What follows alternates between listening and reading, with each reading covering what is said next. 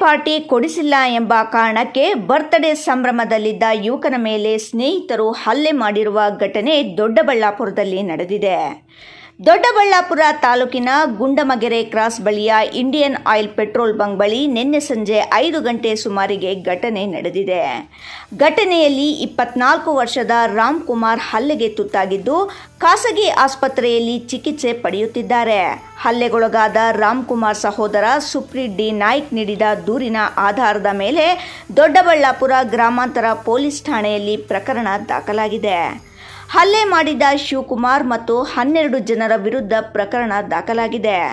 ಹಲ್ಲೆಗೊಳಗಾದ ರಾಮ್ಕುಮಾರ್ ಹೇಳಿಕೆ ಪ್ರಕಾರ ಸಂಬಂಧಿಕರ ರೆಸ್ಟೋರೆಂಟ್ನಲ್ಲಿ ಕೆಲಸ ಮಾಡುತ್ತಿದ್ದ. ನಿನ್ನೆ ನನ್ನ ಹುಟ್ಟುಹಬ್ಬ, ಸ್ನೇಹಿತ್ ಕಿರಣ್ ಕರೆದನೆಂಬ ಕಾರಣಕ್ಕೆ ಹೋದೆ. ಬಾರ್ನಲ್ಲಿ ಕಿರಣ್ ಮತ್ತು ಆತನ ಸ್ನೇಹಿತರು ಕುಡಿದಿದ್ರು. ಅಲ್ಲಿಂದ ಹೋಗುವಾಗ ಬೈಕ್ನಲ್ಲಿ ಕಿರಣ್ ಬಿದ್ದು ಗಾಯಗೊಂಡಿದ್ದ. ನಾನೇ ಅವರನ್ನು ಆಸ್ಪತ್ರೆಗೆ ಸೇರಿಸಿದೆ. ಕಿರಣ್ ಅಣ್ಣ ಶಿವಕುಮಾರ್ ಬರ್ತ್ಡೇ ಪಾರ್ಟಿಯಲ್ಲಿ ನನ್ನ ತಮ್ಮನಿಗೆ ಕುಡಿಸಿ ಹೊಡೆದಿದ್ದೀಯಾ ಎಂದು ಆತನ ಸ್ನೇಹಿತರ ಗುಂಪು ಸೇರಿ ನನ್ನ ಮೇಲೆ ಹಲ್ಲೆ ಮಾಡಿದ್ದಾರೆ. ಬೈಕಿ ಮತ್ತು ಚಾಕುವಿನಿಂದ ಹಲ್ಲೆ ಮಾಡಿದ್ದು ನನ್ನ ಹಣೆ, ದವಡೆ ಮತ್ತು ಎದೆ ಭಾಗಕ್ಕೆ ಗಾಯವಾಗಿದೆ ಎಂದರು. ಅವ್ರು ನಮ್ಮ ಜೊತೆ ಇದ್ದರು. ಬೇಡ ಅಂತಲೇ ಹೇಳಿದ್ದೆ. ನಾನು ಟಿ ಟಿ ಎತ್ಕೊಂಡ್ಬಂದೆ. ಹುಡುಗರು ಬರ್ತಾಳೆ ಇವತ್ತು ಬರೋವಾಗ ಅಂತ ಬಂದ್ವಿ. ಅವನೇ ಬಂದ, ಹುಡುಗನೇ ಕಿರಣ ಅಂದ್ಬಿಟ್ಟು. ಆ ಹುಡುಗ ಬಂದ. ಬೇಕಾದ್ರೆ ಬಾರಲ್ಲಿ ಕ್ಯಾಮ್ರಾ ಬೇಕಾದರೆ ಓಪನ್ ಮಾಡಿಸಿ, ನಾವು ಆಚೆನೇ ಇದ್ದಿದ್ದ, ಹೊರಗಡೆನೂ ಹೋಗಿಲ್ಲ. ಅವನೇ ಬಂದಿದ್ದು. ಅಣ್ಣ ಬಾ ಬಾ ಬಾ ಅಂತ ಅವನೇ ಕರ್ಕೊಂಡು ಬಂದಿದ್ದು. ನಾವು ಹೋದ್ಮೇಲೆ ಅವನೇ ಬಂದ ವಾಪಸ್ಸು. ಅವನೇ ಬಂದ. ಬೇಡ ಹೋಗೋ ಅಂತ ಹೇಳಿದೆ. ಇಲ್ಲಣ್ಣ ಅಂತ ಅವನೇ ಬಂದ. ಕುಡ್ದ. ಅವ್ನು ಕುಡ್ದ. ಬರೋವಾಗ ಬಿದ್ದಿದ್ದವನು.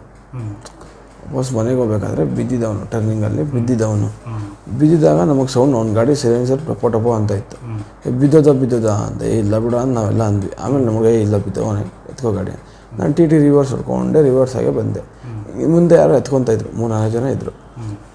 ಎತ್ಕೊತ ಎತ್ತರ ಫಸ್ಟ್ ನಮ್ಮ ಮನೆ. ಆ ಹುಡುಗನಿಗೆ ಹಾಸ್ಪಿಟ್ಲಿಗೆ ಕಳಿಸಿದ್ದು ನಾನು.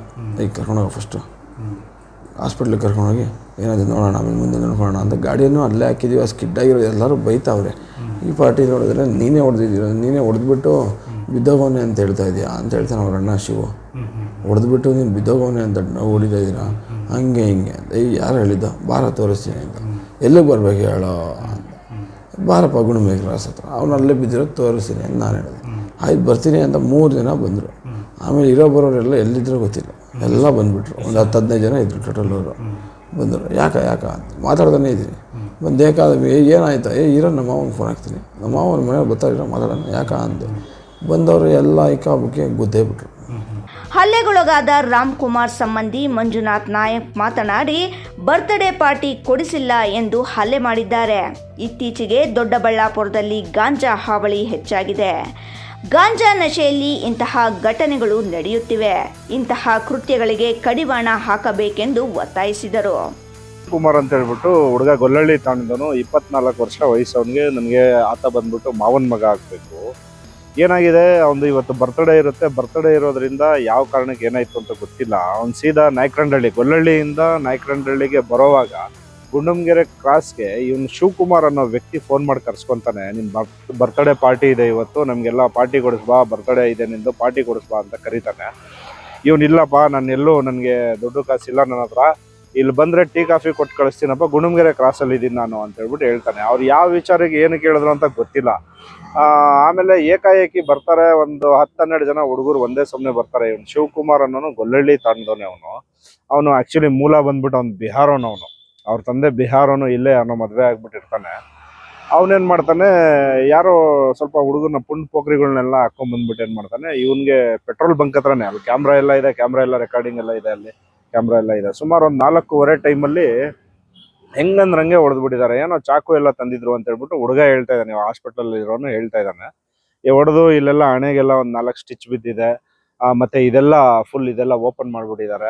ಹೆಂಗಂದ್ರಂಗೆ ಒಬ್ಬನೇ ಸಿಕ್ದ ಅಂತ ಹೇಳ್ಬಿಟ್ಟು ಹೊಡೆದ್ಬಿಟ್ಟಿದ್ದಾನೆ. ಅದೇ ಟೈಮ್ಗೆ ಅದೇ ರೋಡಲ್ಲಿ ಬರ್ತಾ ಇದ್ದಂತ ಅವ್ನ ತಮ್ಮ ಗಾಡಿ ನಿಲ್ಸ್ಬಿಟ್ಟು ಕೇಳಕ್ ಹೋದಾಗ ಏನ್ ಮಾಡಿದ್ದಾರೆ, ಅವನಿಗೂ ಹೊಡೆದಿದ್ದಾರೆ, ಅವನ ತಮ್ಮನಿಗೂ ಹೊಡೆದಿದ್ದಾರೆ. ಅವನಿಗಂತೂ ಸಿಕ್ಕಾಪಟ್ಟೆ ಹೊಡೆದ್ಬಿಟ್ಟಿದ್ದಾರೆ. ಅಷ್ಟರಲ್ಲಿ ನನಗೆ ಫೋನ್ ಮಾಡ್ತಾರೆ. ನಾನು ಅಲ್ಲೇ ಒಂದು 200-300 ಮೀಟ್ರ್ ದೂರದಲ್ಲಿ ಇರ್ತೀನಿ. ನಾನು ಇಮಿಡಿಯೇಟ್ ಬಂದ್ಬಿಡ್ತೀನಿ, 5 ನಿಮಿಷದಲ್ಲಿ ನಾನು ಅಲ್ಲಿ ಬರ್ತೀನಿ. ಬಂದಾಗ ಏನಾಗುತ್ತೆ ಅಂತ ಹೇಳಿದ್ರೆ, ಇವರು ನಾನು ಬರ್ತಾ ಇದ್ದೀನಿ ಅಂತ ಗೊತ್ತಾಗಿದ ತಕ್ಷಣ, ನನಗೆ ಫೋನ್ ಮಾಡಿದ ತಕ್ಷಣ ಎಲ್ಲರೂ ಅವ್ರವ್ರ ಪಾಡಿಗೆ ಎಲ್ಲ ಓಡೋಗ್ಬಿಟ್ಟಿರ್ತಾರೆ. ಇವನು ಫುಲ್ಲು ಸುಸ್ತಾಗ್ಬಿಟ್ಟು ಎಲ್ಲ ಮುಖ ಎಲ್ಲ ರಕ್ತ ಆಗಿ ಬಿದ್ದಿರ್ತಾನೆ ಕೆಳಗಡೆ. ಆಗ ನಾನು ಎತ್ಬಿಟ್ಟು ಆ್ಯಂಬುಲೆನ್ಸ್, ಅಷ್ಟರಲ್ಲಿ ಇದೇ ಸಹ್ಯಾದ್ರಿ ಹಾಸ್ಪಿಟ್ಲ್ ಆ್ಯಂಬುಲೆನ್ಸ್ ಅದೇ ರಸ್ತೆಯಲ್ಲಿ ಬರ್ತಾ ಇರುತ್ತೆ. ನಿಲ್ಲಿಸ್ಬಿಟ್ಟು ಆ್ಯಂಬುಲೆನ್ಸಲ್ಲಿ ಹಾಕ್ಬಿಟ್ಟು ಹಾಸ್ಪಿಟ್ಲಿಗೆ ಅಡ್ಮಿಟ್ ಮಾಡ್ತೀವಿ.